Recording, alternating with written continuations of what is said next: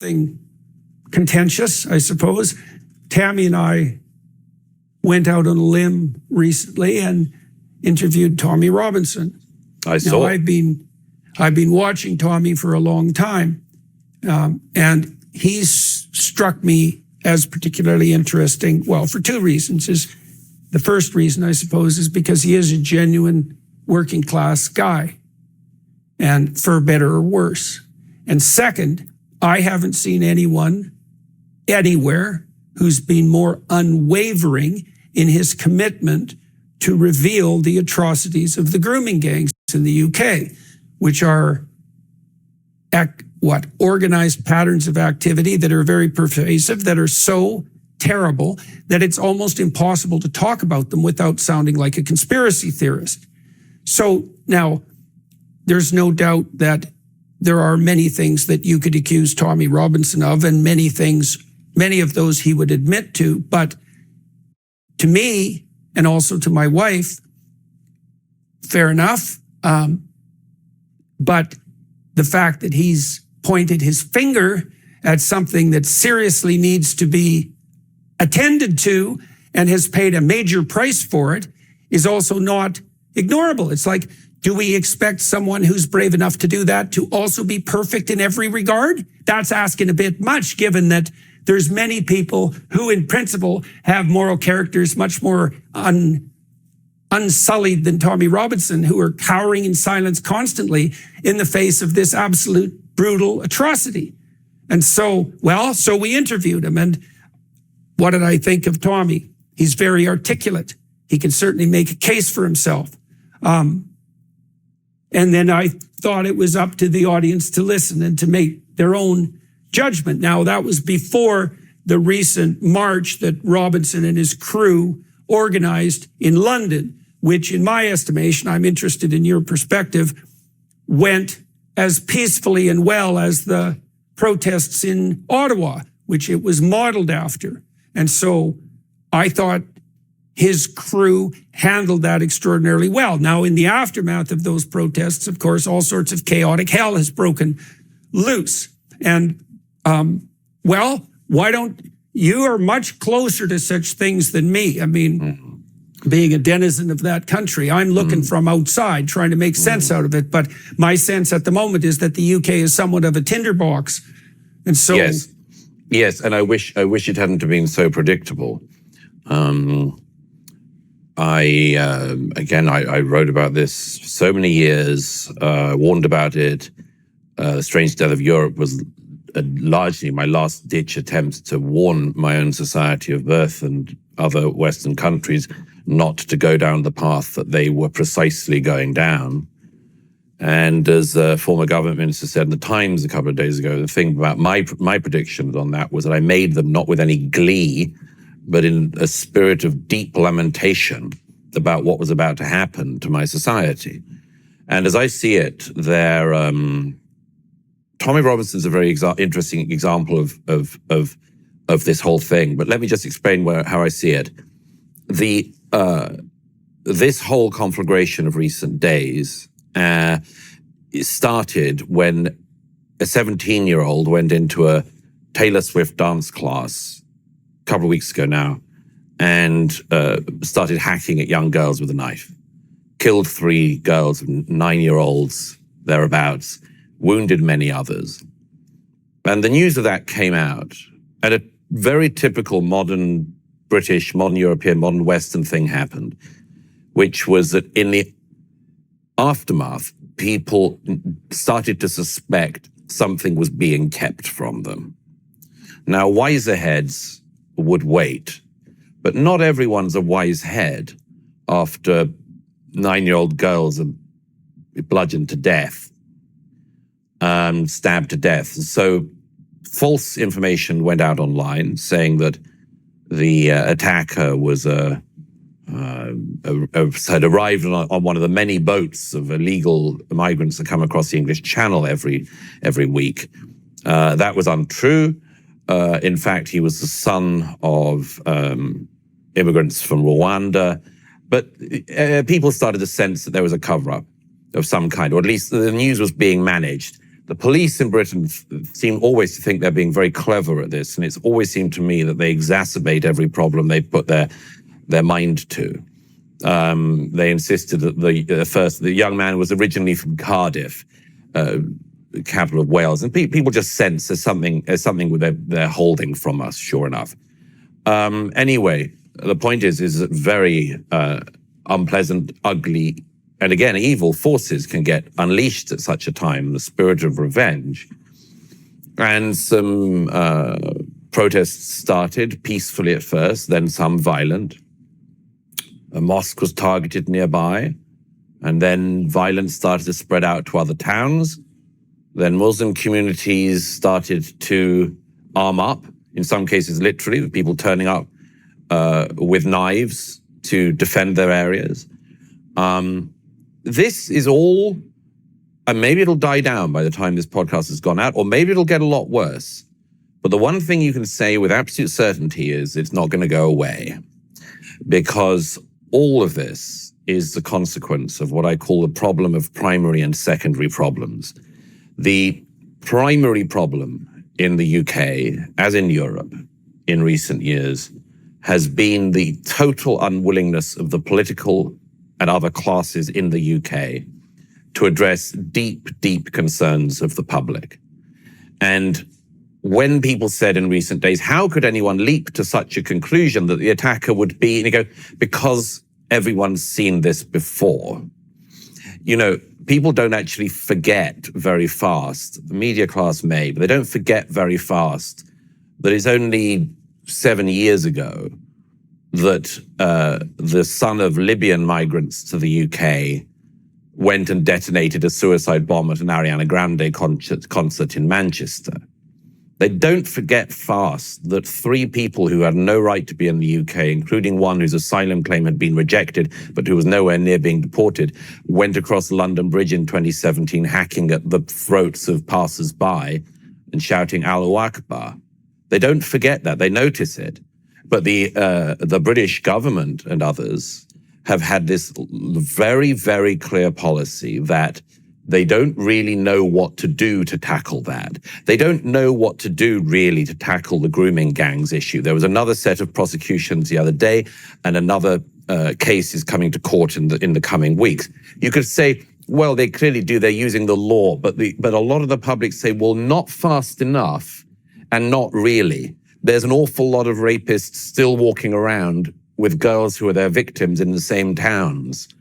And the government knows that the public ascribe this to the government's immigration policies, its integration policies, but the government can't take responsibility for that because they've made that mistake now.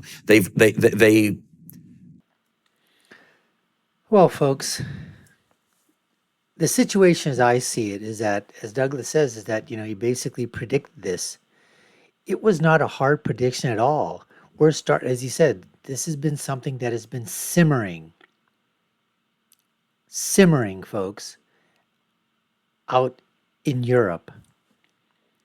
And the reason that I think it's happening is because you have these compacted societies. The countries are so small. And let's face it, predominantly Caucasian, predominantly white. And what's happening is the influx, the immigration policies of these countries has been unfettered access to basically anyone and allowing them to come in. And you're bringing in different cultures, different customs, obviously different religions, different factions, different faiths, cultures. And some of those cultures, faiths, religions, all of that doesn't mesh with Western democracies, Western culture, with the West at all.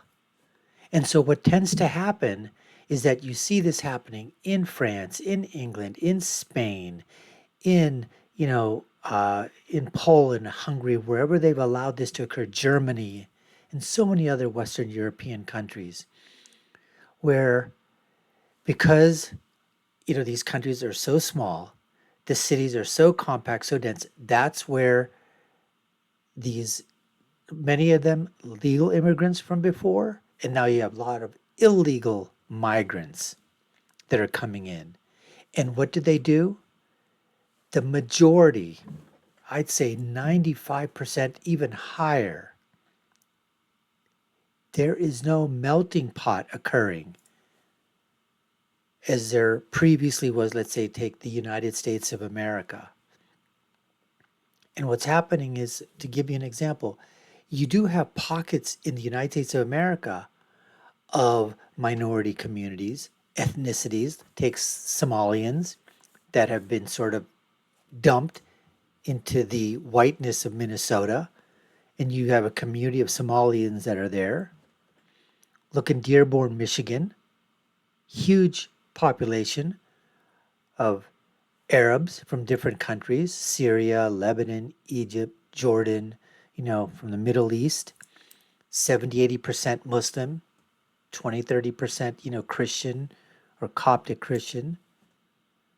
Then you've got other pockets around, obviously, New York, in San Francisco, LA, down in Texas, Houston.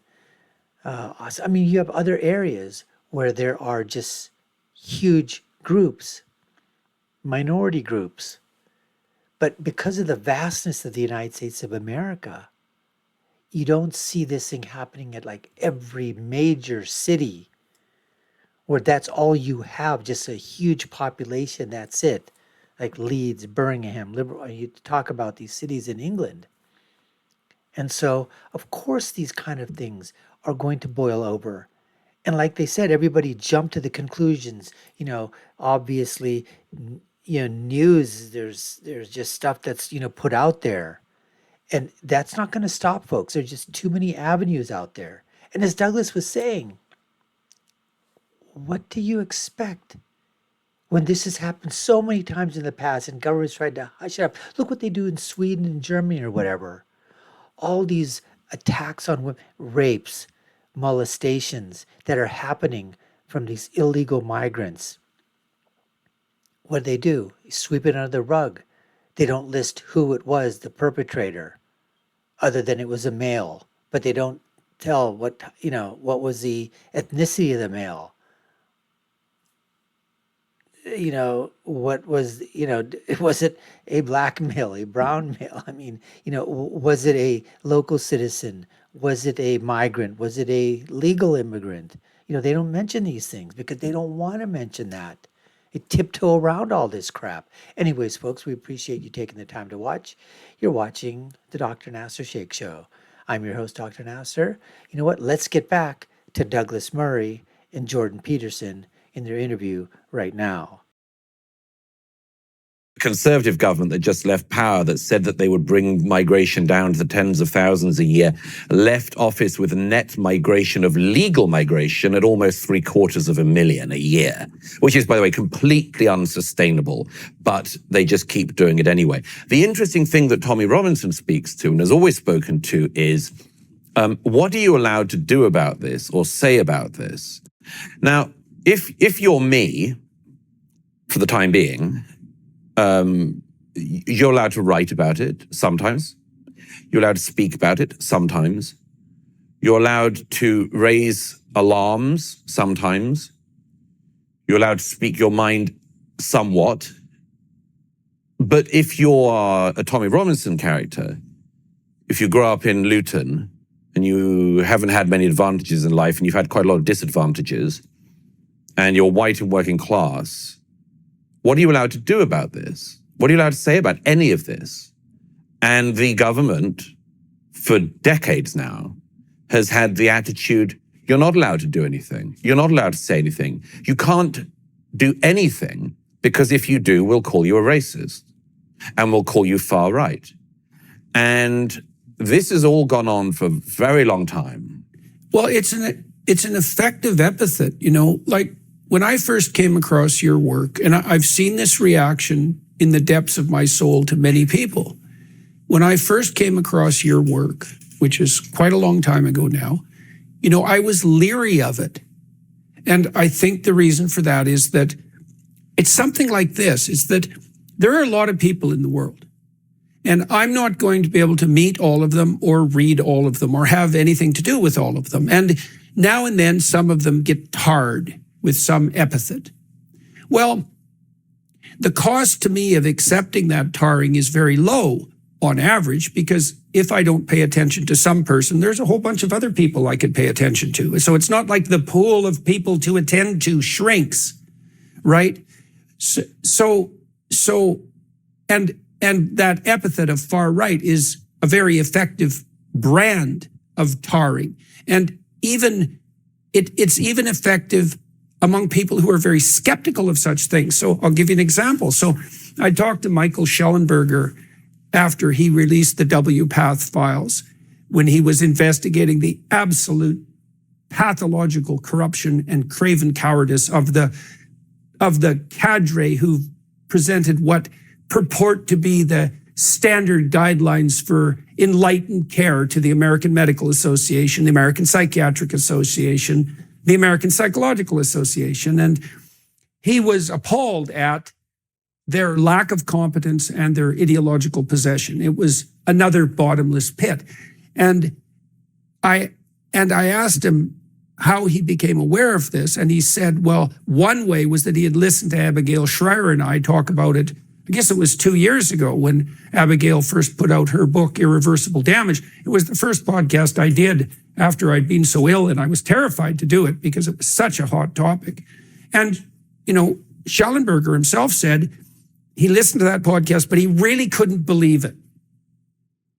And that's another example of the effectiveness of that tarring. Yes. It's so easy to demolish someone's reputation. And it's especially easy to demolish a reputation for people who do not have, as it were, a backlog of published work.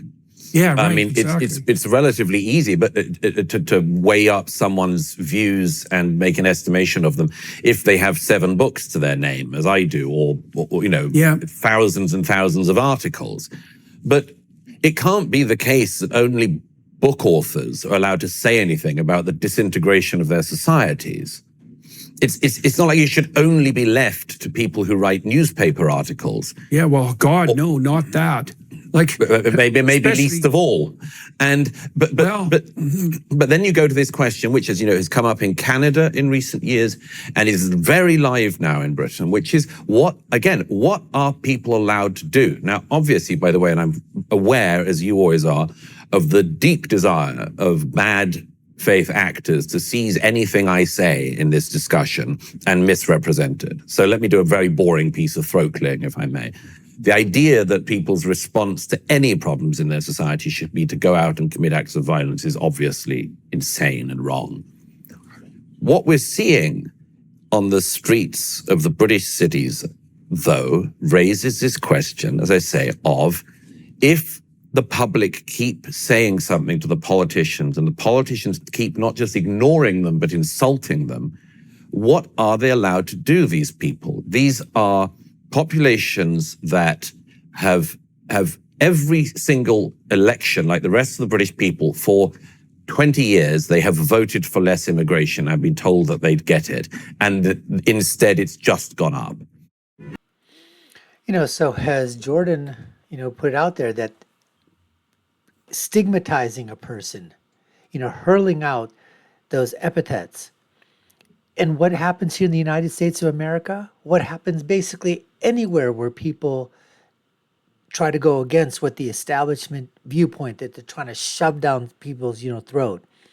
What do? It's what I call it's a political card deck. More than 52 cards, but some of the cards inside there, what do they do in America? They used to throw out the R card. You're a racist. Throw it on the table. And that used to, before that stopped people, especially if you were conservative, Republican, you were on the right. Oh my God, anybody hit you with the racist card, you just backed away. I'm sorry, you whimpering down there, okay, put your head between your legs and just sulked away. And that was done. But that was used so much, that after a while, it's like, really? Racist, that's all you got?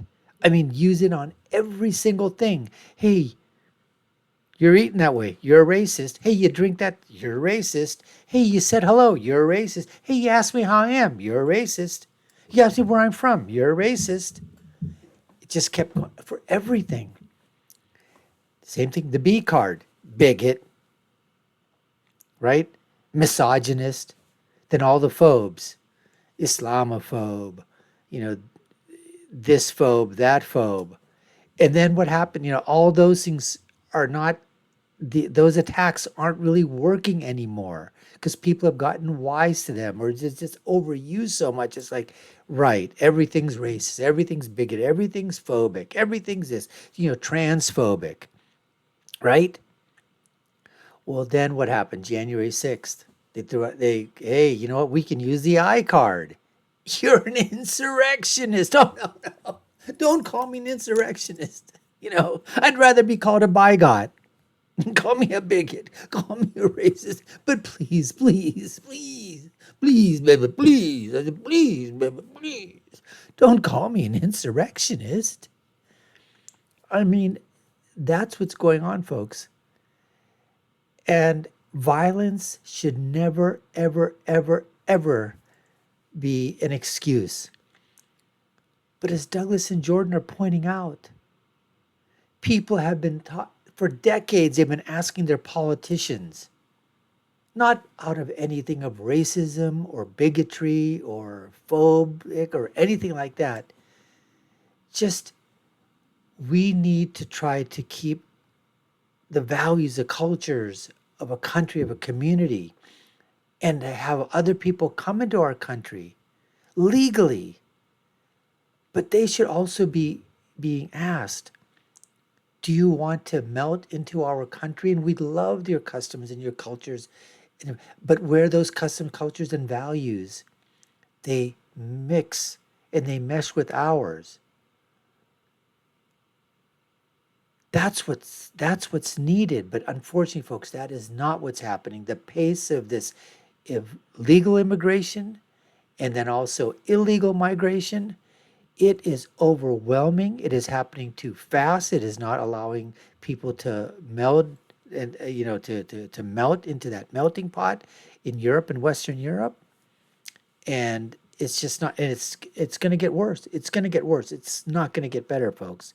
And all these predictions that these people have said, like Douglas Murray and others, unfortunately, they're coming to fruition. And like I said, it's not going to stop. Anyways, we appreciate you taking the time to watch. You've been watching the Dr. Nasser Shake Show. I've been your host. My name is Dr. Nasser. If you haven't done so already, subscribe to the channel, like, share, and follow us. You all know what to do. Take a look at our video links above and below. I'll leave you with my final thought, which is, when you're right, and when you're left, you're wrong. Until next time, folks, take care and stay safe.